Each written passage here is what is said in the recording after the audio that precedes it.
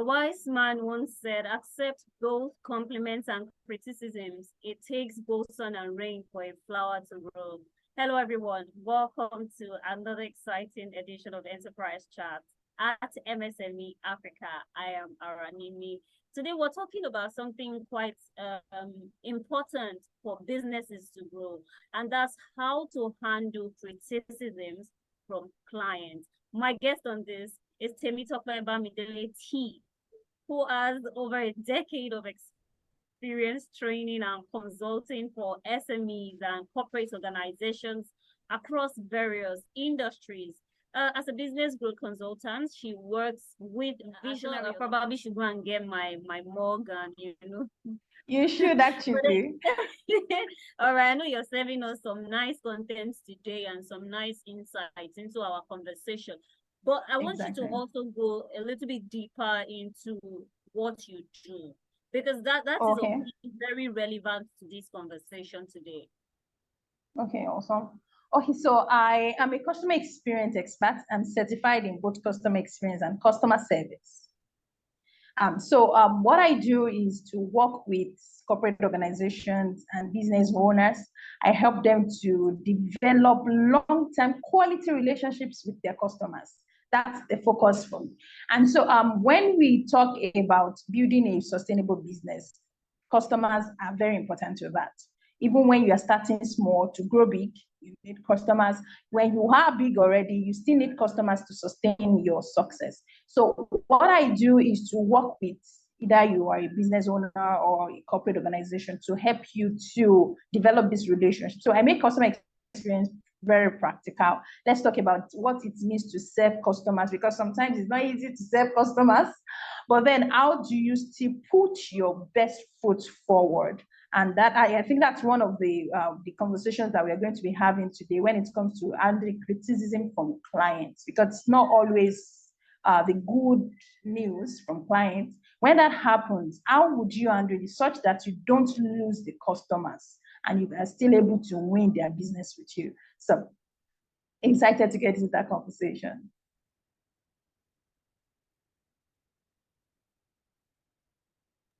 Oh, interesting. I want you to help me make a sense of what criticism is, because I know I've learned about constructive criticism, there's destructive criticism, but let's get to understand what exactly is criticism in terms of, like you said, customer relations and ensuring that your customers are satisfied. Okay, awesome. So in my words, criticism is negative feedback. It's feedback, but just that it is a negative form of feedback. So it's someone, or in this sense, a client telling you something that could be better about their experience with your business. So either you're a product business owner, they may be talking about your product, maybe a feature, sometimes even the packaging, or they can be talking about the service experience. That is how that product is delivered to them.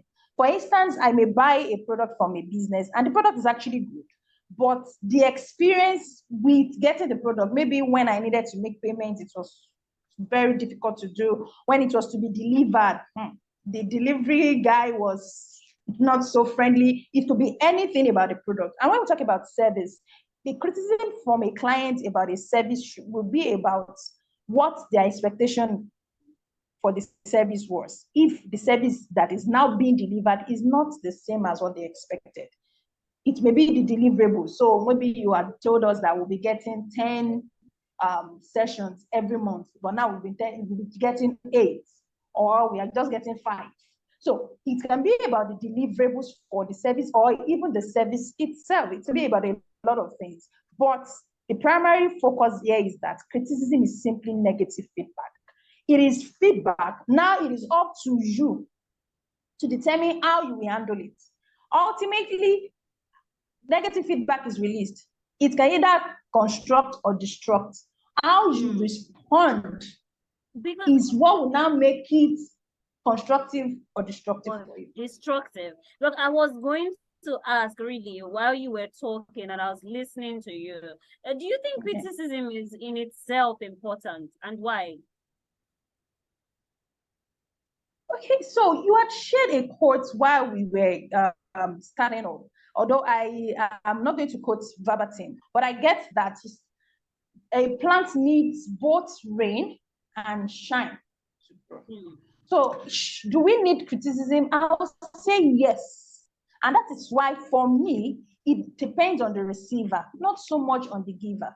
A giver can give it in a way that you don't like it, but you can still take it and use it to grow, even though they had given it in a certain way you didn't like. But when you take that negative feedback and you apply it positively, you get good results. So should we get criticism from clients in particular? Yes. I love to say that your business, either your product or your service, is your baby. You are attached to it. You most likely see the good because you are always putting in your best. You are doing this. You're the one waking up in the morning. You're the one thinking about what to do, how should we package this, what ingredients do we need, and all of that. So it is possible for you to miss certain things, certain areas, and you're not the one who will use the product or the service. So the ultimate user may be the one who sees some things that you would have missed. So criticism is the point when they tell you that, okay, it is this way to you. Now, when I'm experiencing your product or your service, it is this way to me, or it is this way, or it is this way. So criticism is what will help you to assess what it is you are giving out. It's like communication to me. I may be saying A and you are hearing B. So when you now give me that criticism is when I will now understand that, oh, you're not getting what I am saying. Then I make it better. So I would say we should get criticism.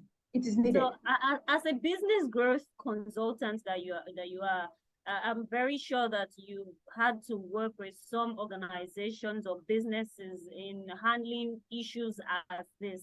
I want you to share some of your experiences relating to criticisms from customers. It could even be for your own service or even the product of one or two of your clients. Okay, so I'm going to go the both ways that you just mentioned, something in-house, what we experience, and then also what an experience from a client that we work with.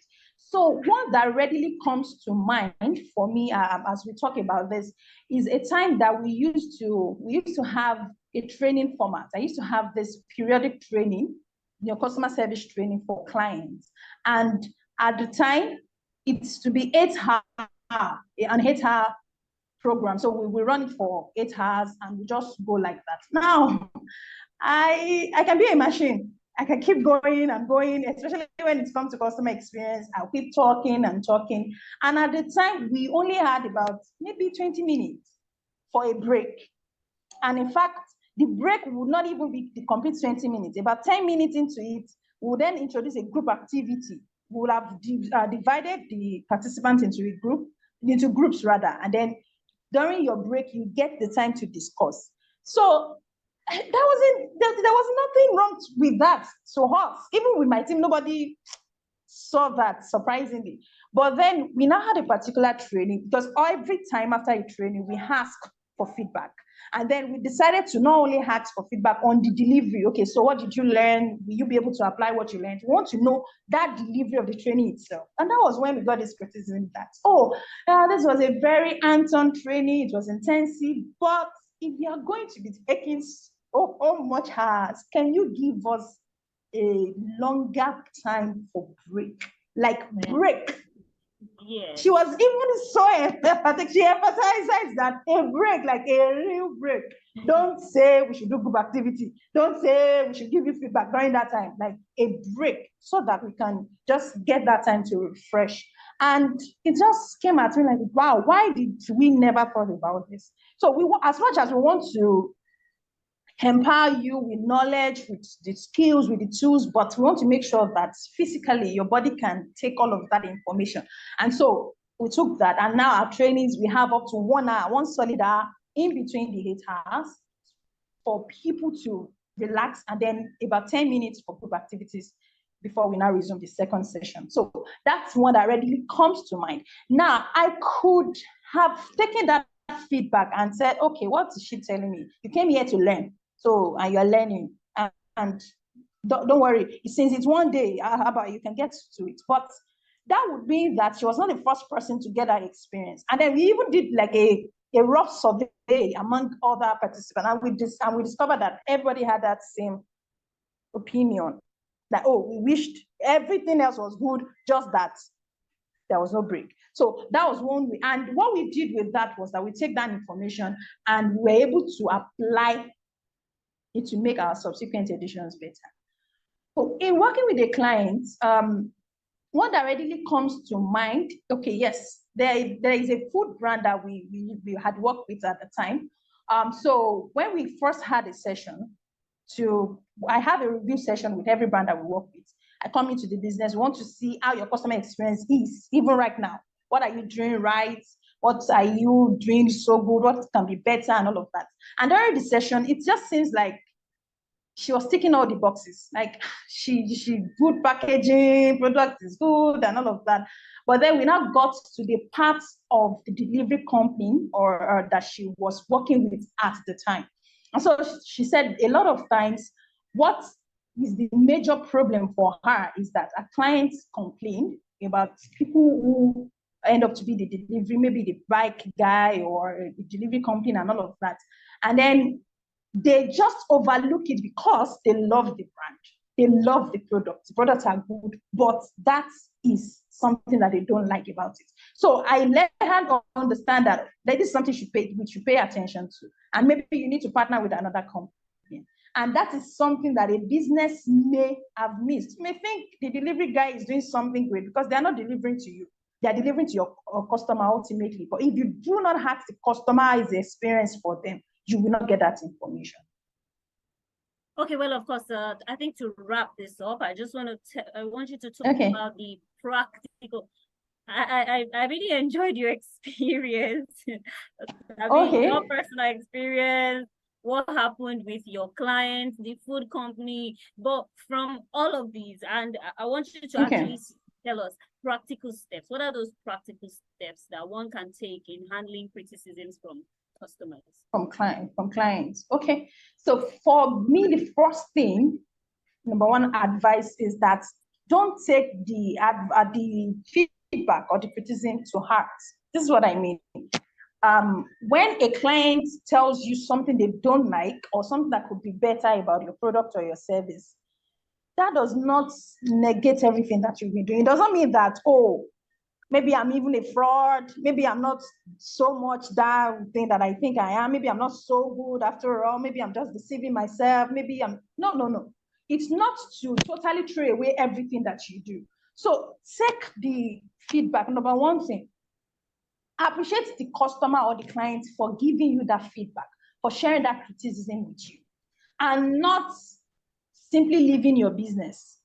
According to statistics, 9 in 10 customers will leave a business without ever sharing feedback. So I don't like something about this product, but I would just never say anything. They will just discover that I don't buy from them anymore. Now, it depends on how intelligent the business is. They may not notice my absence in months or years or in weeks, and while some will immediately notice. But then people will just leave quietly. So if someone would take the time to share criticism with you as a business, first thing is to appreciate them for sharing it with you. That means they have experienced your product, they have used it in some way, and that is why they can give you that information. So appreciate the customer, don't take it to heart. It is not to your person. Criticism is not directed to your person. It is not Temitope that is being condemned or being dismissed. Oh, we are not a good. No. It's what you are delivering. Now, the next thing is that you take that information. First thing, you may need to apologize to the client, especially if what they are sharing must have caused them some unpleasant experience in one way or the other. So maybe they got a product, it didn't do what it was supposed to do. Maybe it ended up giving them additional problem. You apologize for that. And you don't just say, oh, sorry for the inconvenience. It could be more than inconvenience. If I'm losing money or my health is even jeopardized for this, it is beyond an inconvenience. So apologize effectively for that, and then take that information, come back in-house, like what I shared when I was talking about the experience with for our training program. Now discuss it. What can we do? Is this true? is it that we are doing something else, but the customer is getting another result? What can we do to make sure that what we want our customers to experience is what they are experiencing? How can we use this information to be better? It is very important to always apply feedback.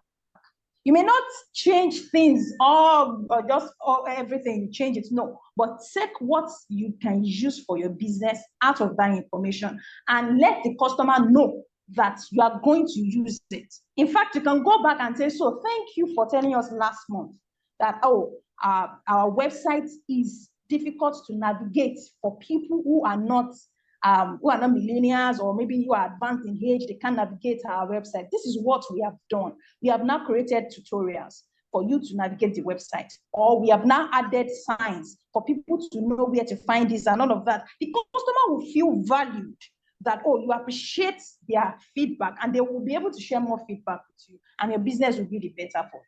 Because there are other people who is like that customer. They have just maybe not told you, or they may be coming. But by the time they come, you have already done what would make the experience better for them. Well, thank you so much. That hits home. Thank you so much. I actually wanted to share a personal experience based on what you said about not taking personal, then, going back to the drawing board, looking for how to remedy whatever wrong that you have done. I remember my brother's wedding, we had this backup caterer. We were just going to try her out for the first time, and she goofed on the first day. They poured our jollof rice away. It was by mistake. Wow. The person bringing the jollof rice actually slipped, even though he was not supposed to pass where, he passed where wheelchairs are supposed to pass. So he slipped, and rain had fallen on that day.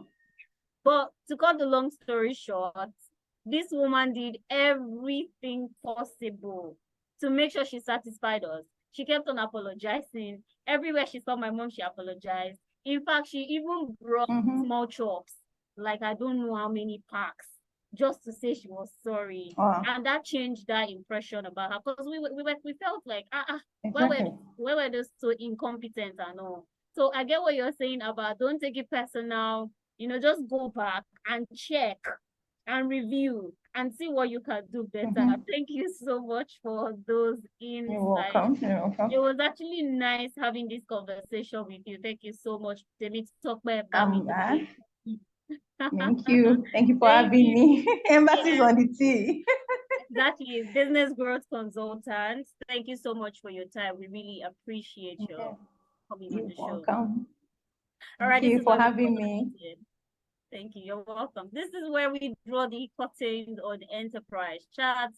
Thank you all for joining us. I am Aranimi. Now, don't forget you can connect with us on our social media platform on Instagram, Facebook, and YouTube at the MSME Africa. Until we see you next time, goodbye.